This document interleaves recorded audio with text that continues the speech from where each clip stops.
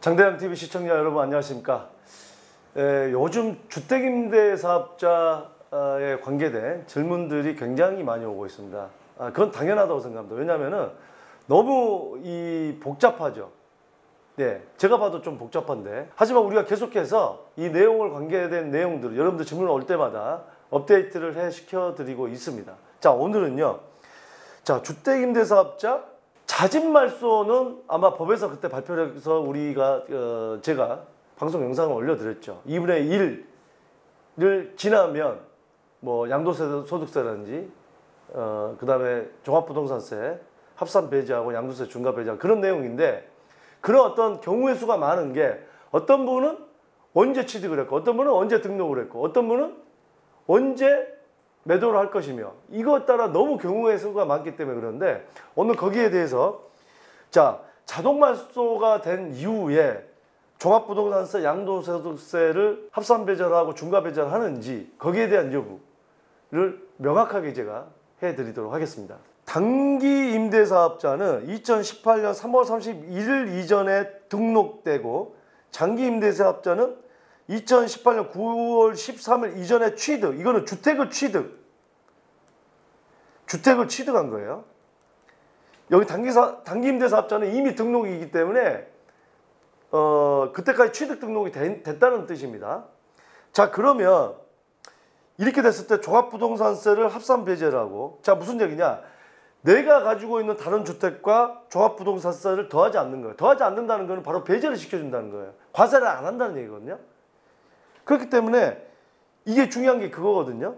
그 다음에 양도소득세 중과, 이거는 주택임대사업자 했던 주택을 팔 때, 그 주택을 팔 때, 임대사업자 했던 주택을 팔 때, 그게 왜 그렇습니까? 2018년 9.13 대책 이후에 했던 것들은 이제 중과 배제를 안 한다고 했잖아요. 그러면은 조정 대상 지역에 있는 주택은 2주택이거나 그러면은 당연히 중과가 되죠. 10%, 20% 뭐 이렇게 중과가 되잖아요. 근데 이게 중과가 안 된다는 거, 굉장히 이건 중요한 부분입니다. 그래서 여기에 대한 질문을 많이 오는데, 단기 임대 사업자는 2018년 3월 31일 이전에 취득과 등록을 마친 거는, 그러니까 이미 지금 등록이 돼 있는 거, 등록이 돼 있는 게 말소가 됐을 때 재등록 가능하다고 제가 영상에 올려드렸죠. 이제 10년짜리로. 아파트는 안 되고요. 무조건 폐지하고 새로 시작하는 거죠. 폐지 대상. 아파트는 안 됩니다. 장기도 아파트는 끝나는 거예요. 여기서 단기에서 연장이 되냐? 연장이 되는 게 아니라 다시 시작을 해야 되는 거죠. 제가 영상을 보세요, 그거는. 자, 그래서 장기 임대사업자는 8년짜리 했던 분들은 2018년 9.13 대책 이전에 취득했대. 그때 뭐 2017년에 샀다, 2018년 5월달에 샀다. 그거는 지금이라도 등록하면 돼요. 지금이라도 등록을 하면 종합부동산세 합산 배제, 양도소득세 중과 배제, 이거는 이제 10년짜리죠. 이거는, 그러니까 제 영상을, 우리 장대양TV 영상을 여러분들 질문만 하지 마시고 다 보세요. 보시 자꾸 질문만 하는 거예요. 그건 뭐냐? 그거는 장대양TV의 진정한 구독자가 아닌 거예요. 페이크, 가짜입니다, 가짜. 찐팬, 맨날 찐팬입니다 하는데 찐팬이 아닌 거예요. 찐팬인데 영상도 보지도 않으면서 찐팬이라고 그럽니까? 양심불량입니다. 양불. 이런 주택들 자동 말소 후에 양도소득세 중과 배제 계속 가능하다. 계속 가능하다는 건 뭐냐? 그 대상이 양도소득세 중과 배제 대상이었던 그 주택임대사업자를 했던 거는 자동 말소 후에도 그 주택을 언제 팔아야 되느냐, 그 시점은 없습니다. 언제 팔더라도 그거는 중과를 하지 않습니다. 종합부동산세는 합산 배제는 종료가 됩니다. 종합부동산세 합산을 되는데, 여러분들 이걸 잘 보세요. 제가 예시를 들었습니다. 여러분들 여기서 여기에 대한 질문이 굉장히 많이 옵니다. 자, 예를 들자면 2020년 3월 20일 종료가 됐어요. 여러분들 기본적으로 알으셔야 될 게, 항상 재산세나 종부세 내는 기준은 뭐냐? 매년 6월 1일 날 누가 가지고 있냐?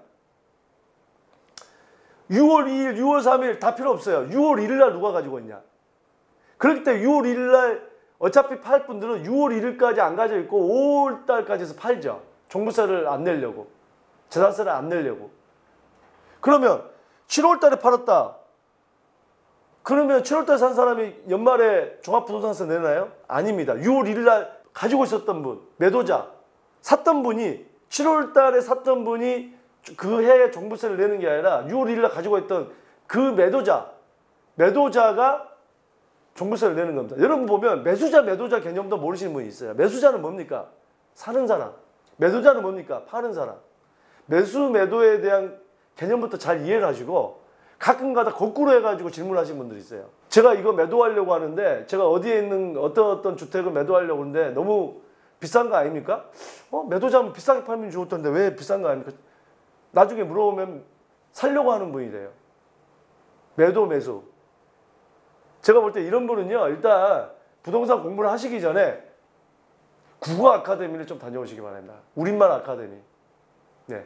거기에 이제 쌤, 뭐 탐 이런 이런 외국인들하고 같이 쌤, 탐, 존슨 뭐 이런 분들하고 같이 우리말 배우기 먼저 완파하시고 득파하시고 우리 장대장 TV 구독자로 오시기 바랍니다. 2020년 3월 20일 날 종료가 됐다고 가정해 보겠습니다. 자동 말소가 됐어요. 6월 1일 날 소유자가 종합부동산세를 과세를 하기 때문에 6월 이전까지 만약에 팔면 그 해 종부세 대상이 안 되죠. 근데 6월 1일 날 가지고 있어요. 그 해 종부세 대상이 됩니다. 이제는 그동안은 배제됐지만 이제는 합산이 되는 거예요. 합산해서 요율이 올라가겠죠. 일단 과세액이 올라가니까 다른 예시로 2020년 7월 20일 날 종료가 됐어요. 그러면 2021년 내년 6월 1일까지 양도를 하면 종합부동산 과세 대상이 아니겠죠.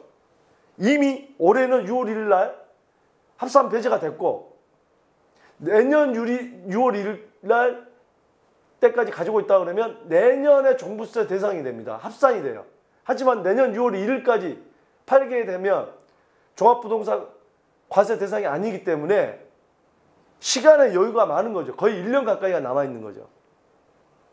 자, 이제는 더 이상 오늘 이 영상을 보시고 제가 여기까지 들어드렸습니다.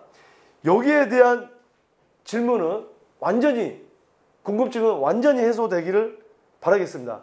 또 여러분 주택임대사업자 등록했던 거에 대한 양도세 장기보유 특별공제 예전에 특례 적용했던 거는 시세차익 전체에 대해서 등록 시점과 관계없이 취득해서 팔았던 전체 취득 양도차익에 대해서 몇 프로 장기보유 특별공제 해준다 했는데 그게 바뀌었습니다. 그러면 이건 계산이 복잡해져요. 등록 후랑 등록 전이랑 계산을 어떻게 하냐 양도차익을. 거기에 대한 부분을 제가 방송으로 업로드 시켜드리도록 하겠습니다.